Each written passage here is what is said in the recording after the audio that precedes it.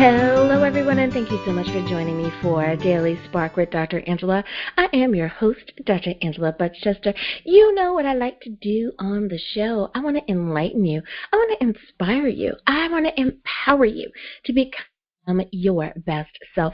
Now, Scripture reminds us that the tongue is a small thing that makes grand speeches, but a tiny spark can set a great forest on fire. And today we want to get you fired up about the book Little Talk with the Lord. Its author is Jean Pierre, and I'm really excited to have her on the show today. So you know what I'm going to tell you to do. Go on, get comfy, get cozy, get your coffee or get your tea, because we are about to get started. Hello, Marie. Thank you for joining me here on Daily Spark with Dr. Angela. Good afternoon, Dr. Angela. How are you doing this afternoon? Thank you so much for being on the show. Now, as is tradition here, we always start off our program with a little bit of bio talk, and that is we ask, could you tell us a little bit about who you are? What has made you the person that you are today? Well, yes, my name is Marie-Antoinette Jean Pierre.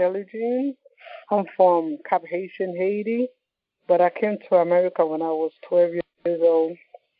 I'm a preschool teacher. I'm an international police chaplain. I'm also a minister. Now, my next question for you is about being an author. Is that something that you've always wanted to do, or did you find that life simply presented this opportunity to you, and you were able to share your work with the rest of the world?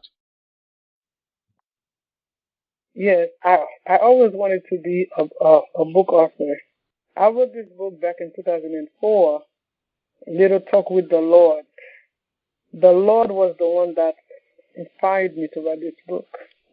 I have a lot of nice things on the book. My favorite one was 7 Keys to Deliverance. It's a prayer and fasting for 7 days. Each day is a key. The first day is forgiveness. The first day, all you do, you start praying from 6 a.m. to 6 p.m. Not 6 a.m. That sounds like it would be so interesting. Now, I don't mean to cut you off. I just don't want you to, tell too much about your book before we have an opportunity to introduce this book to to our audience. Okay. So with that being said, the title of your book, Little Talk with the Lord. How did you come about that title?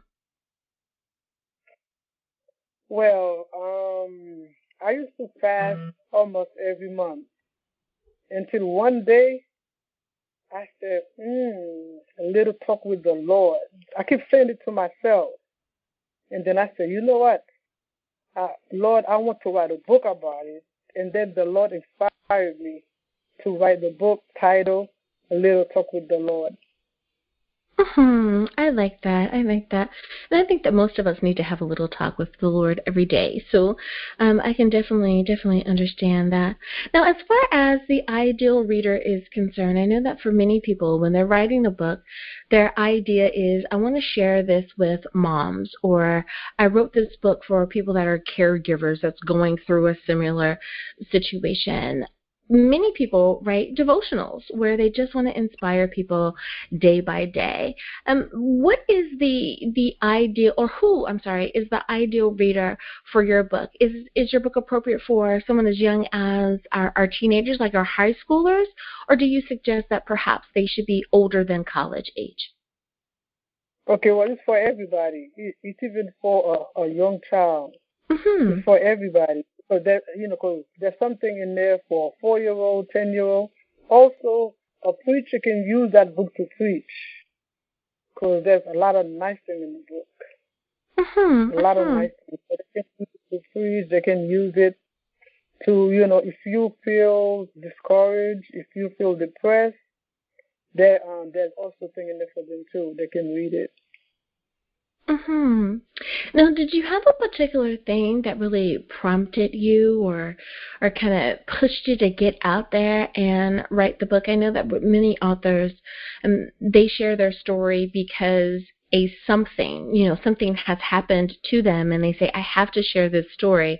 Someone has got to read about what has happened or how I became unstuck or, made it through. Did you have a particular prompting or something that said, now is the time for this book?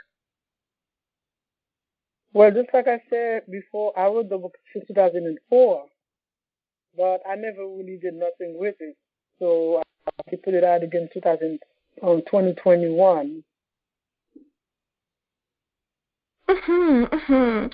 I think that for many of the books that we have, there's nothing wrong with putting out an additional edition of the book. That's a little bit more popular, that you go in and republish that. So I definitely understand. I have a workbook that I have done the same thing with, and just had to switch it up because time passed. When people are dealing with different things and different perspective, different points of view that you're able to add or take away. So I definitely understand there. Now, as far as coping with stress, that is one of the things that you talk about. How do you cope with stress before and after writing a book? You're trying to put it all together, and we have to deal with life that's still going on. Your family still needs you. Your responsibilities are still there. How did you deal with the stress of putting it all together or keeping it all together? How do I keep it all together for the book? So my next question for you is about dealing with the stresses of being an author. How did you cope with the stress of both during the writing process as well as after the book has been published? There's still certain responsibilities that you have both as you as an individual but also as an author. How did you deal with those stresses? Well, the first thing that I do, I just take it to my Father. I pray, and I say, Lord, please help me, because we know that we serve a big God. He's always there. Whatever you ask in Jesus' name, He always answers. So I always pray and ask God for direction. I think that is always definitely a good idea, and we have to remember to, in my opinion, that we should do that more often. I think so many times people depend on their own understanding, and that they don't take it to God at all, or they make God them. They think that just because they pause and say, what should I do? They give themselves their own answer. And it's like, yep, that's what God told me to do. And it's like, really? Did God really tell you to do that? Or was that just you? So you're right. We do need to pause and really spend time in prayer and ask God to direct us and lead us. Now, when you first held a copy of your finished work in your hands. So you have gone through the process of writing, you've had it edited, you have the cover, you've sent it off to the publisher, you now are holding your finished work in your hands and it is ready to be sold to the general public. Little talk with the Lord, you're looking at it. How does that feel in that moment, Marie? Well, I was very excited because when they called me and told me that my book was ready, because I've been waiting for so long, when they said, Marie, your book is ready, and the day that I received that book, I was like, hallelujah, praise the Lord. I was very excited about it. I was very excited. I was happy. Absolutely. And I think about that moment with myself, and it's just like, oh my goodness, it's here. You are so right that it's like, wow, I did it, and it's like, thank God this has actually come to fruition. It is a very exciting moment. Now, your book talks about the 7 keys in deliverance. Someone may not be familiar with that phrase that you use there. What do you mean by the 7 keys in deliverance? Okay, 7 keys of deliverance. It's pray and fast for 7 days. each day represents a day. Each keys represent a day. Like for instance, the first day is all about forgiveness. The first day is started from 6 a.m. to 6 p.m. We have the instruction in the book. The first day, 6 a.m. to 6 p.m. You said at 6 o'clock, 9 a.m., 12 p.m., 3 p.m., and then 6 p.m. It's a prayer and fast. Like me, whenever I'm going through a hard time, I just do I just take the 7 keys, and each day is a key. The first one could be, the first one is forgiveness. The second one could be repentance. It could be faith. It depends on you. But each day is a key. I like how you've broken it up into a 24-hour period, that you can be inspired by, okay, so today is day number 2. I know that when I'm starting something new, and especially something that's different and new, then I like to start it on a Monday, just because I think so many people are used to a traditional work week, and they think, okay, Monday is the first day. And getting through that, if I can do Monday, then that means I can get to Wednesday, which means I can get to Friday, which means I can get to Sunday. So I like that you've put it into those very bite-sized pieces, as opposed to making it something very big and making it, which can be very overwhelming for so many people. I really like that. Now, as far as utilizing the 7 keys, would you say that in reading the book that we should, absorb all of it, read the entire book and just do just make a note of it along the way, or should we kind of also read the book day by day and try to absorb as much as we can on that one day, get that into our spirit before we move on to the next key or move on to the next chapter? Well, you can do it day by day, but the 7 keys in Deliverance, you can read it too, but it's really, just like I said earlier, it's a prayer and fast. And there's a lot of things you have to do. There's a lot of things you can do and you cannot do. Like, for instance, you cannot eat a lot. Like, you have to eat very light after 6 p.m.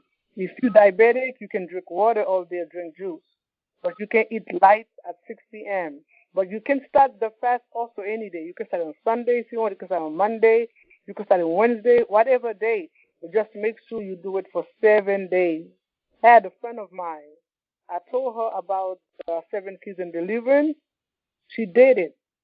And let me tell you, she was dating this guy. And this guy was like, well, I never been with no woman. I am this, that.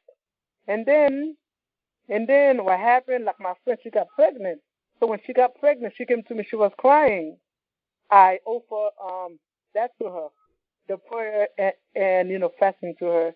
And she did it. I'm telling you, the 6th day, somebody came to her and told her that the guy was married. The person even gave her the guy address. You see, so there's one thing I can say, there's power in prayer.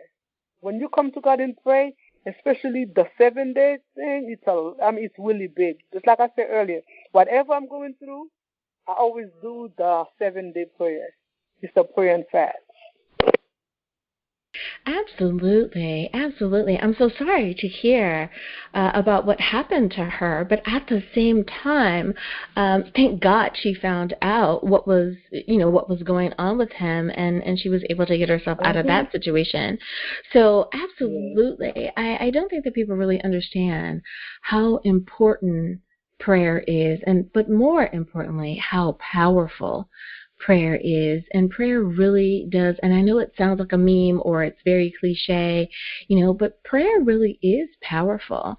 And we have to respect the power of prayer and not think that God doesn't listen to our prayers, or that He's not paying attention to us when we petition Him, especially when we are fasting and praying. So you are so right there. Well, Marie, it is time for us to go to break, but before we do, can you remind everyone, please, what is the title of your book, where can we get a copy? And, of course, how do we stay in contact with you? So, if you can get my book at Amazon, Barnes and Nobles. You can email me. My email address is biblojp@gmail.com, or you can contact me on my cell, 561-502-8757. 561-502-8757. Alrighty, everyone. Now you know where you can get a copy of the book. We'll be back.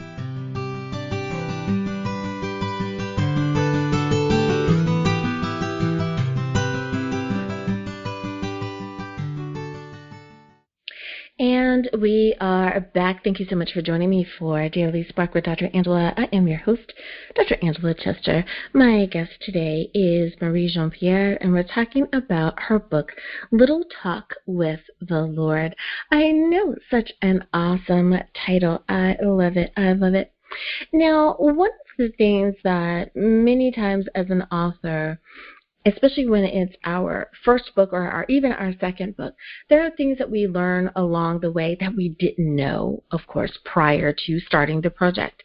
Is there any piece of advice that you wish that you would have known before you started down the journey of becoming an author, that you could share that tidbit of wisdom with someone else who is now an aspiring author? Well, what I wanted to say about that, I know everybody has a story. Everybody has a story they can tell. They can either do it, do a video, and they can write a book. Okay? Like on my book, I have my testimony. I explain exactly from A all the way to Z. I explain a lot about myself in my book. So you can always be an author if you want to, if you want to write a book. All you got to do, just ask God, and God will inspire you to write your own book.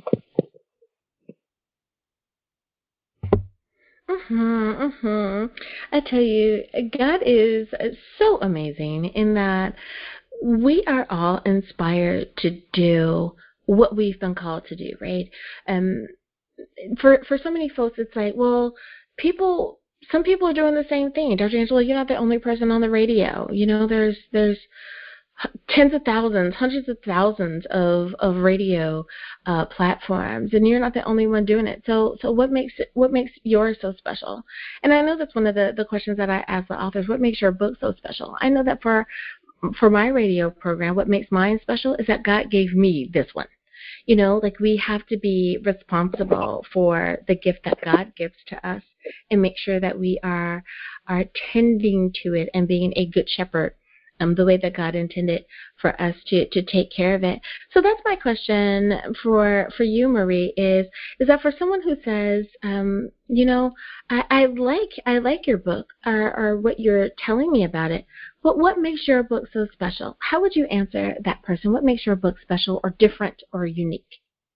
Well, the name alone say it all. A little talk with the Lord.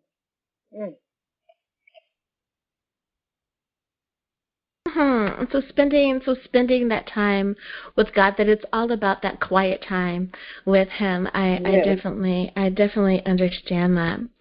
Now, for so many of our authors out there, they really were in a conundrum. They were trying to figure out, how do I get this book published? Do I do it myself? Do I utilize professionals and pay them for that service?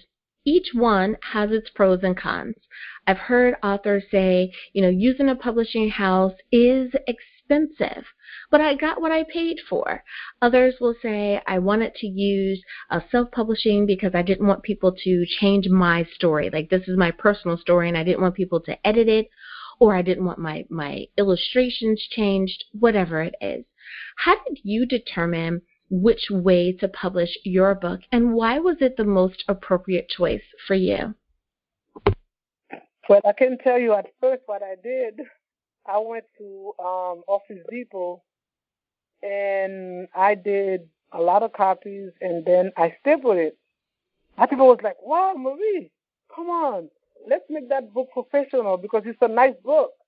That's when that's when I decided. I said, well, that's a good idea. And then I got in touch with a publisher company. And then, but it's very expensive. I spent so much money because before it was in color. Everything was color. It was so much money. Then I had to wait for like few years. Then I said, about if we do it black and white. So I did it black and white. So now it's cheaper because the book, a small book in color, they were selling it $45 just for one copy. And I was like, how I'm going to sell a little small book like this just because it's in color for $45? I said, there's no way. I'm not even going to make not even 1% out of the money, that I spend. So just when I asked them, is it possible I can make it black and white? They say, okay, I can do the inside black and white, and then the front page can be in color. And it went from $45 to like $15, $10, $20. And I don't think that people realize that every part of a book has a cost associated with it. I know that many times we jokingly laugh that when we are talking to an attorney, or we're spending time with our doctors or with a therapist or counselors, we say, time is money, and people understand that. And it's like, yes, we do have 15-minute billable hours. And for some people, it's even 10 or 12 minutes. But the thing is that people don't tend many times to think about when you're putting a product out there, that every little piece has a cost associated with it. And we, as the producer of that material, we are mindful of the cost, and that you do have to talk to your publishing house many times and say, I want to make this affordable so that more people can get to it. There are some books that 1,000%, I agree with you, must be in color. Like those coffee table books of beautiful locations, absolutely, color all the way. But when it's more print, you're right. We do need to be mindful so that we can share our work with more people. Now, for someone who is trying to operate or function in what you believe God has called you to do, I think many people are trying to operate that way. This is what God has purposed for me, and I want to be the best I can at it. What does it look like to you to be a successful writer? I know for many people, when we're talking about success in general, it means, the big car, or a big house or a fancy car, or you have, red bottom shoes, whatever material thing it is. But many times with authors, it's not the same type of thing. They're looking for a different something that to them validates their hard work and sharing of their story. So that's my question for you, Marie. What does a successful writer look like to you? Well, successful writer, that's when you know over 1 million books, a lot of books. Once you have a chance to sell a lot of your book, that means, like you're successful. But when the book just sit there really doing nothing, you're not really,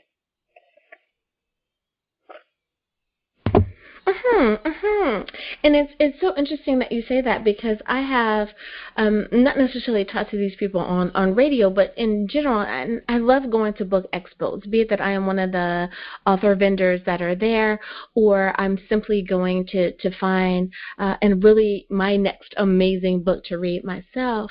One of the things that I have found is that for some people, their goal is to make that list. They want to sell 1 million books, or they want to be on the New York bestseller list, or perhaps they want to be on their hometown's book club list, or whatever it is, But then I've also talked to people that will say, if I just help one person understand that they can get unstuck or move through it, then yay, thumbs up, then that's a success. So you're so right. Success means so many things to so many different people, and I love asking that question because you never know what someone is going to say. And I tell you, there are a few people that have made that list of selling that many books. And I'm sure that is an amazing, amazing feeling. And to this day, I am glad to say that the Bible is still the #1 best-selling book. Amen. Thank you so much, Marie Jean Pierre, for spending time with me here today and telling us about your book, Little Talk with the Lord. I appreciate your being on. Now, before I let you go, though, if you can remind everyone one last time, title of your book, where can we get a copy, and of course, how can we stay in contact with you? Okay, you can get it at Amazon and most of the bookstore. You can email me at biblojp@gmail.com. We also have a website. It is valleyofloveministries.org. Or you can contact me on my cell, 561-502-8757. Thank you again, Marie, for being a guest here on Daily Spark with Dr. Angela. And listeners, thank you for spending time with us here as well. We hope that we have enlightened, inspired, and empowered you today to be your best. As always, may the Lord continue to shine His face upon you. May you receive His grace and His mercy in all that you do. Until next time, everyone, remember that you are blessed in the Lord. Have a great day, everyone.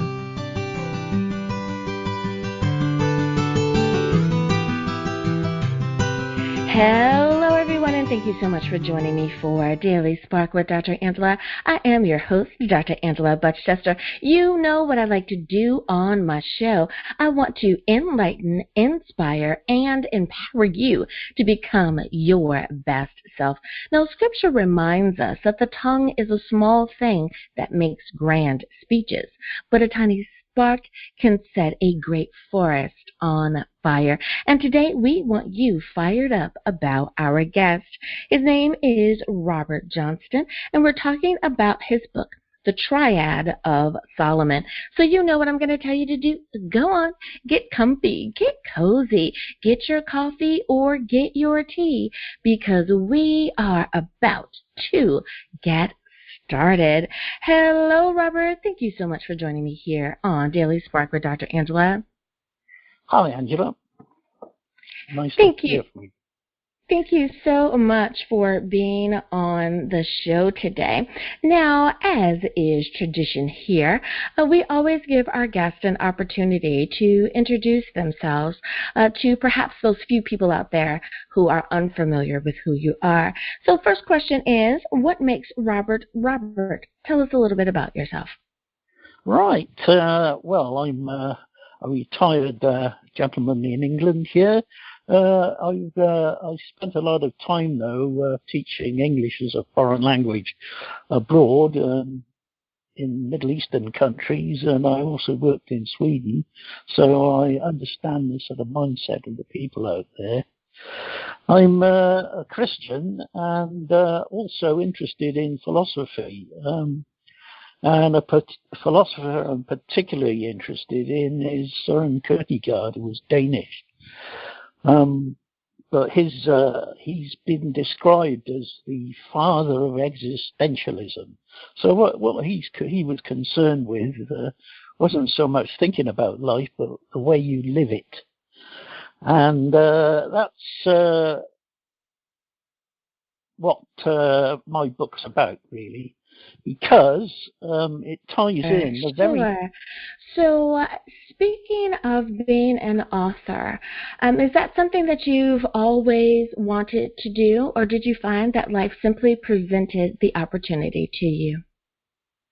Well, I haven't always wanted to be an author. I didn't start off that way, but I've always found I've had a gift for writing, and in the past I've written some articles for newspapers and magazines, Christian, both in the secular press and in the Christian press. And when I had enough leisure, indeed, I found I got the notion that perhaps I would like to write a book. This book that I've written isn't the one I had in mind to start with, but I just started writing, and I got on with it. Now, the title of your book, The Triad of Solomon, why are those words the proper title for this book? Well, it is about the three books of Solomon, really, which are the wisdom books that are attributed to him, which are the Song of Songs, Proverbs, and Ecclesiastes. But as I say, they're tied in with the central notions of this philosopher, Søren Kierkegaard.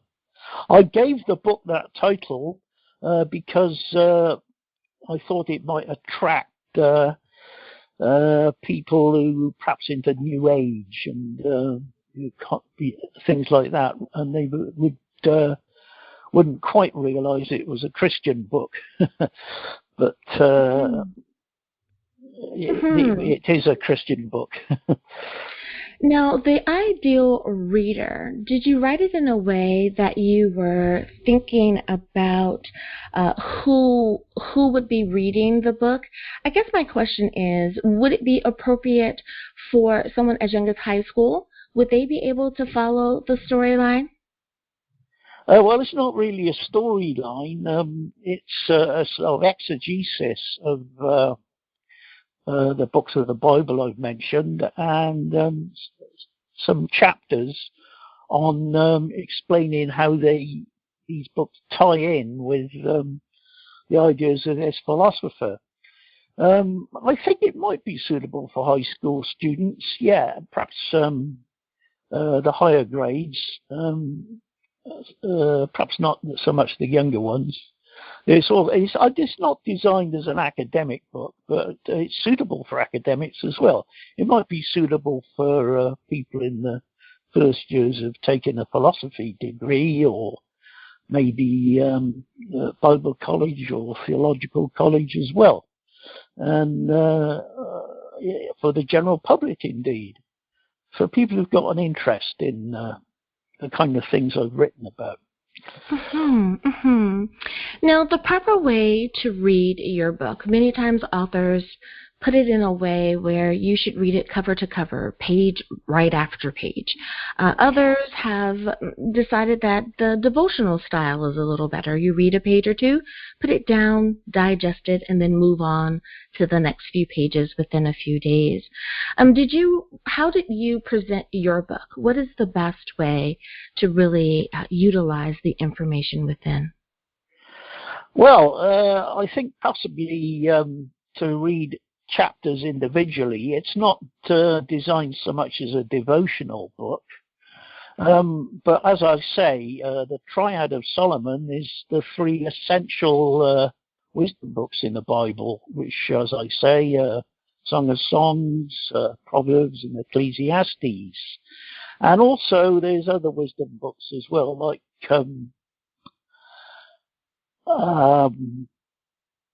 the books of the Apocrypha, Ecclesiasticus and the Wisdom of Solomon, and of course the book of Job, which is highly relevant, I think, as well. But these all tie in to the central idea of Søren Kierkegaard, which is that life goes through three stages: the aesthetic stage, the ethical stage, and the religious stage, and that corresponds with each of the three main books of Solomon. So the aesthetic stage, when you're running around having a good time, would correspond to the Song of Songs. The ethical stage, when you've settled down and start to be responsible about life, corresponds to Proverbs. and the religious stage, when you decide what life is all about, would correspond to Ecclesiastes. So I think you need to tie in your reading into that framework. But there's other chapters I've got on various other topics, like the fall and what Kierkegaard's analysis of that was, and also showing how people aren't machines, that they're individuals, and also that subjective truth is more important than objective truth. And I go into some detail on that. I have an analysis of grammar in a book called in a chapter called The Tyranny of the Transitive. So there's quite a lot of variety there. So in the book, you have, I'm pretty sure, tried to make it relevant to today's time. How is your book relevant to what's going on in the world today? Well, as I say in the introduction, in the past, it's looking over history.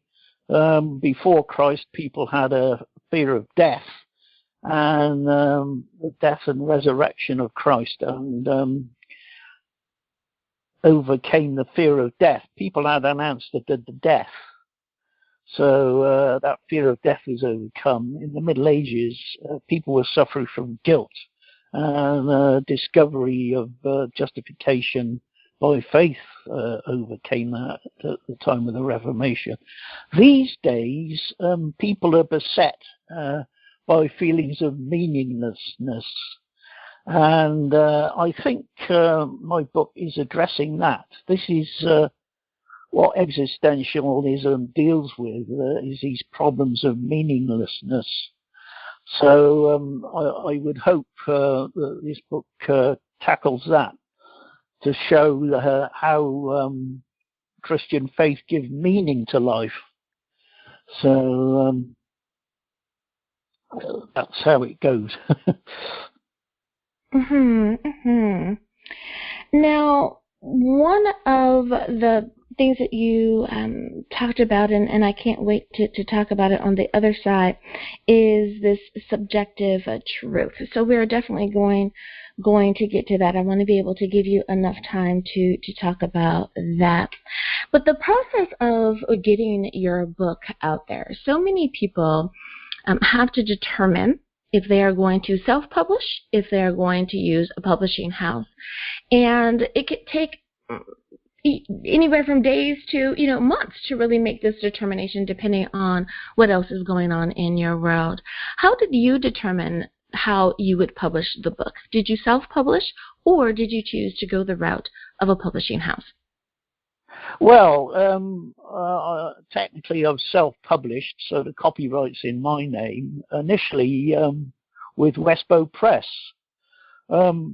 Actually, they contacted me towards the end of when I was writing the book. I didn't really expect it, so I decided to go along with their publishing package, which is self-publishing, although perhaps I should have gone to a regular publisher now, I realise, because I have had a lot of difficulty with marketing, so that has been a problem. So that's something that everyone definitely needs to take a look at and determine which option is best for them. I definitely understand that. Well, Robert, it is time for us to go to a break. But before we do, can you remind everyone, please, what is the title of your book? Where can we get a copy? And, of course, how do we stay in contact with you? Right, you can get a copy a lot of major bookstores or from Amazon. Bookstores like Barnes & Noble. You best contact me on my email, which is rijohnston@hotmail.com. rijohnston@hotmail.com. Alrighty, everyone. Now you know where you can get a copy of the Triad of Solomon. We'll be back right after this.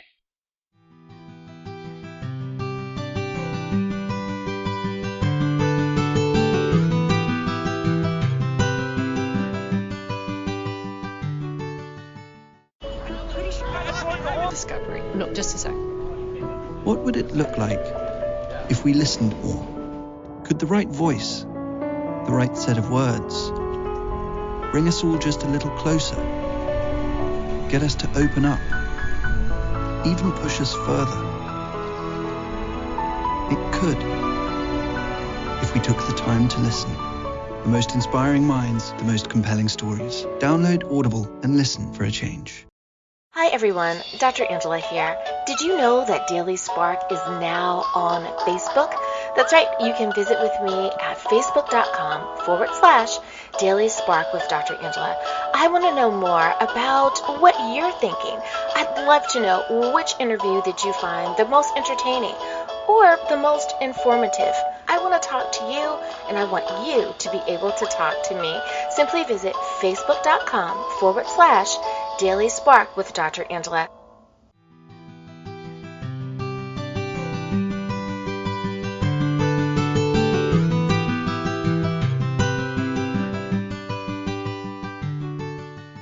And we are back. Thank you so much for joining me for Daily Spark with Dr. Angela. I am your host, Dr. Angela Butch-Chester. Now, my guest today is Robert Johnston, and we're talking about his book, The Triad of Solomon. Now, before we went to break, you talked about subjective truth and objective truth. There may be someone out there who is unfamiliar with those terms. So without attending the lecture version of what that means, can you please give us a very simple answer as to what is subjective truth? What is objective truth? Well, objective truth is the sort of thing you deal with in scientific statements, like I might say this light bulb takes 60 watts or something like that. So you've got an object and a subject. Now that's the sort of thing anyone can believe, because it's a fact. It's taken as a fact. When we talk about subjective truth, it's something that only refers to the subject. It usually is the first person.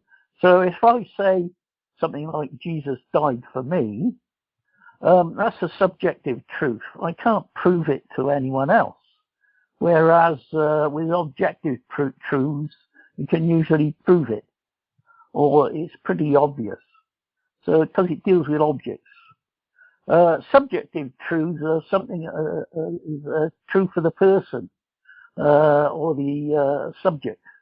So if I say something like I feel hot, that's something I feel, but someone else in the same room may not feel that.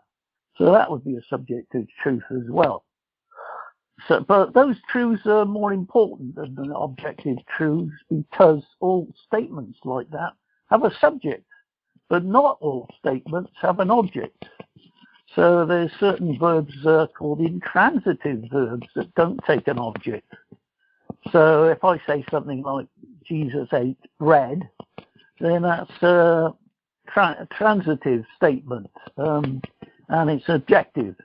But if I say, I can say, what did Jesus eat? And I can say bread. But if I say Jesus died, that's intransitive, because I can't say what Jesus died, because there's no object to it. I have to predicate it with something like Jesus died for me, or Jesus died for the sins of the world. So it goes like that. And the problem is Thank you so much for that explanation. Now, why was it important for you to discuss subjective and objective truth in your book? Well, it's a major aspect of what Kierkegaard was trying to convey in his writings. He was saying that subjective truth is more important than objective truth. So what our passions tell us and is far more important than just cold hard knowledge. Hello? So, reason should be the slave of the passions, as the philosopher once put it. Mm-hmm. Mm-hmm. Now, one of the things that you mentioned earlier is that you chose to include chapters on grammar and logic. Why did you feel that it was important to include these chapters? Well, there was this philosopher called Hegel in the middle of the 19th century. It's someone that Kierkegaard was very much against. And he had this idea of dialectic truth, that you can resolve things by contradictions. In fact, he attacked the very rules of logic that were first enunciated by Aristotle, the law of identity and the law of non-contradiction. So, for example, if I say a dog is a dog, that's the law of identity, A equals A. If I say a dog cannot not be a dog, that's the law of non-contradiction. What Hegel tried to do was twist these basic axioms in a book called The Science of Logic. So he said things like something can be more than itself. And also that things can be,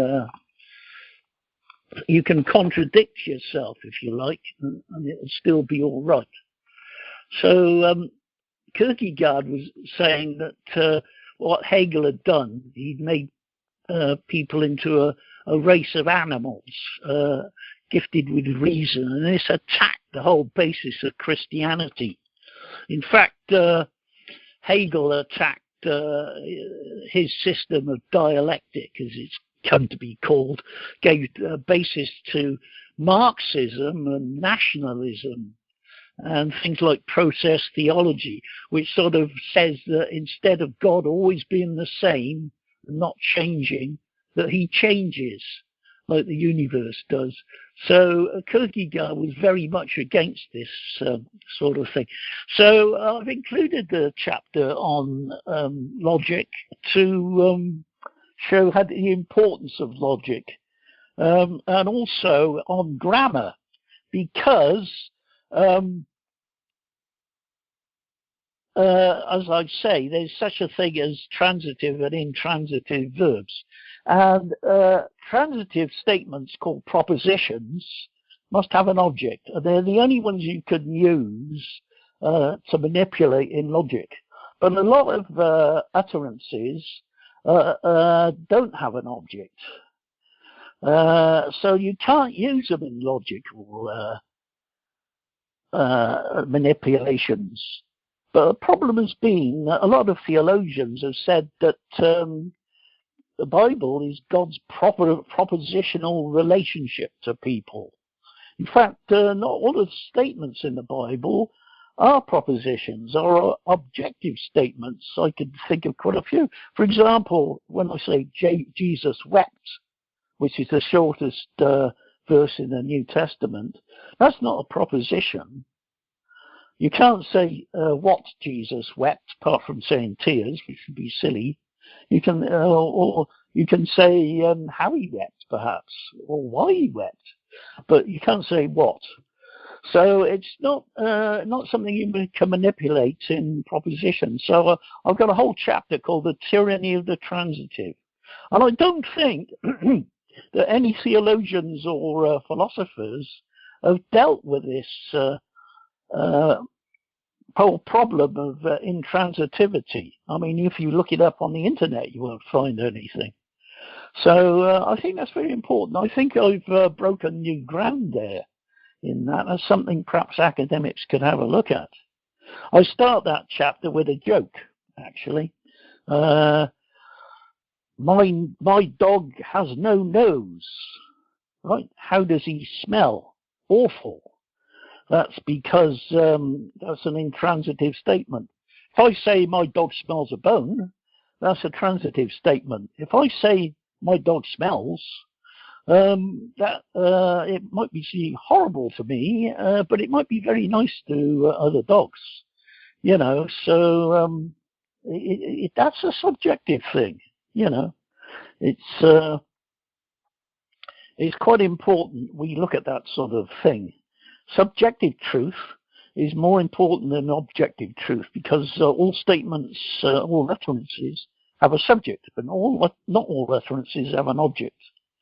So I've tried to look at that, and there's quite a bit on grammar in there.